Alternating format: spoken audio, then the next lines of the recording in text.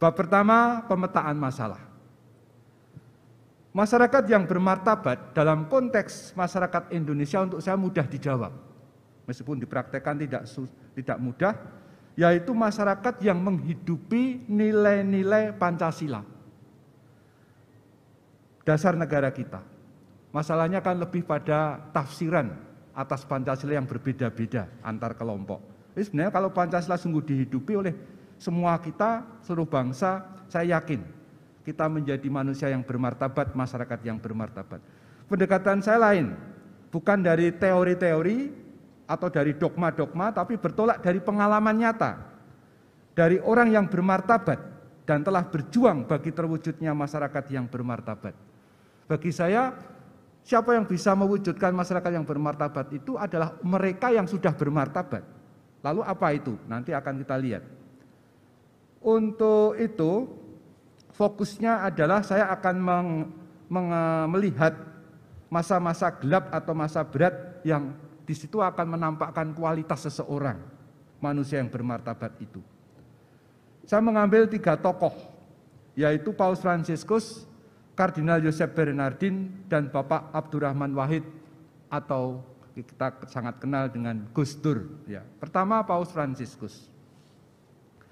Paus Fransiskus terpilih sebagai Paus pemimpin Gereja Katolik pada tahun 2013.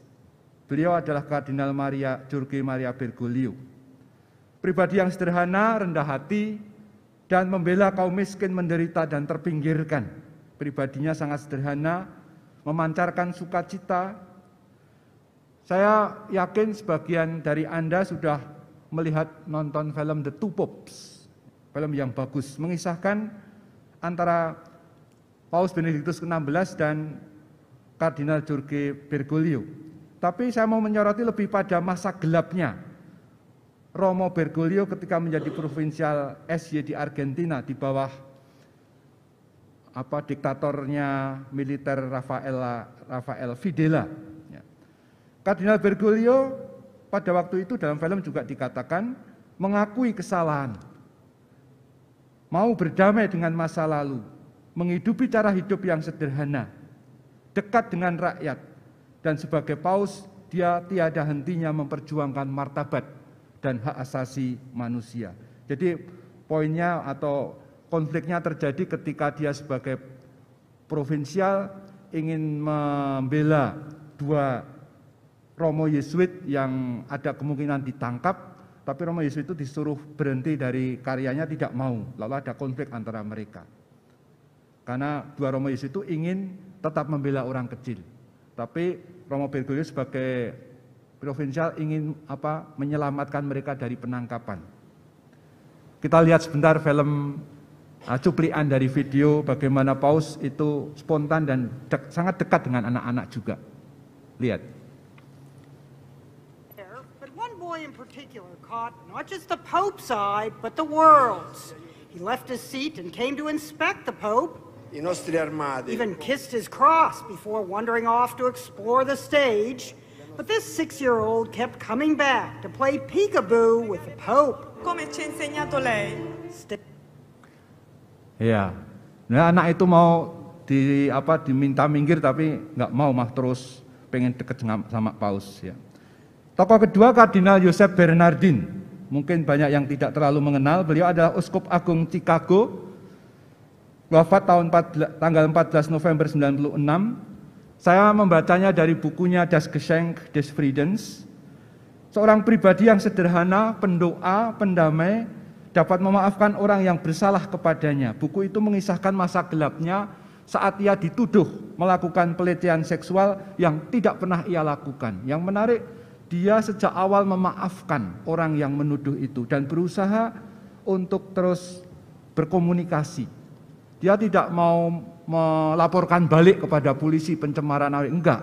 Dia berusaha lebih membuat jalan damai, meskipun dia sama sekali enggak bersalah. Kata-katanya amat mengharukan saat perdamaian dengan orang yang bersalah kepadanya.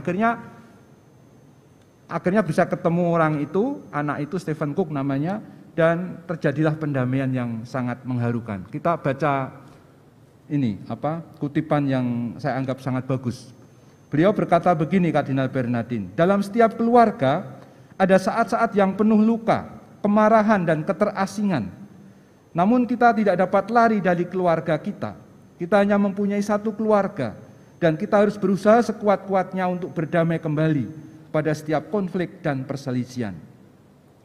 Pada bagian awal buku ia menulis, tanpa menyangkal beratnya penderitaan dan kepahitan yang kita alami, di sini saya mau menunjukkan segi rahmat dari penderitaan itu, bahwa bila kita membiarkan dan melepaskan diri kita, Allah tetap sanggup menulis lurus di atas garis-garis yang bengkok. Dengan kata lain, semoga refleksi buku ini dapat membantu orang untuk memahami bahwa dalam kehidupan manusiawi kita selalu ada yang baik dan ada yang buruk, tapi akhirnya apabila kita berani lepas bebas dan menyerahkannya kepada dalam tangan Allah, maka yang baik itu akan unggul. Kardinal Bernardin. Kemudian tokoh yang akrab dengan kita adalah Gus Dur, seorang ulama, ketua NU, presiden kita keempat tahun 1999 sampai 2001. Ia dikenal juga sebagai pembela NKRI, pembela keberagaman, pembela rakyat kecil dan tertindas termasuk kaum minoritas, pribadi yang sederhana, bebas, merdeka, banyak jok-joknya, humornya. Saat beratnya mungkin banyak, tapi saya hanya menyoroti bagaimana ketika Gus Dur dilengserkan dari kepresidenan tanggal 23 Juli, ia mengalah demi kesatuan bangsa, menghindari perang saudara. Padahal pada waktu itu pengikutnya siap untuk mempertahankan Gus Dur. Daripada nanti perang saudara, beliau ngalah. Kita lihat dua cuplikan video, pertama humornya, yang kedua waktu wawancara dengan Kick Andy. Selamat menikmati. Wonten turis asing teng hotel Simpang lho celake Grahadi teng Surabaya, mudhun tanglet kalih tukang becake tiyang Jombang. "Oh Mas Dusu, berapa ke kebun binatang?" Jawab tukang becake wong Jombang, 500 kombak kambek. 500 budal mulih. Nek kombak kambek. Sikap kita itu jangan sampai bangsa ini perang saudara. Dan itu pengorbanan Anda? Ya, bagi saya bukan korban, biasa aja. Nah, satu pemandangan yang kurang elok, Gus. Anda keluar memakai celana pendek dan kaos oblong. Banyak orang bilang itu tidak pantas sebagai presiden Anda tampil seperti itu. Mengapa Anda tampil seperti itu? Lah ya itu supaya saya nggak dianggap presiden. Terus manfaatnya apa dengan dianggap tidak sebagai presiden? Loh, orang dingin hatinya, nggak jadi marah. Ya. Jadi sikap kita itu. Ya, begitu ya. Jadi cuplikan kecil, Anda bisa mengikuti di YouTube, itu banyak sekali hal-hal yang menarik dari Gus Dur.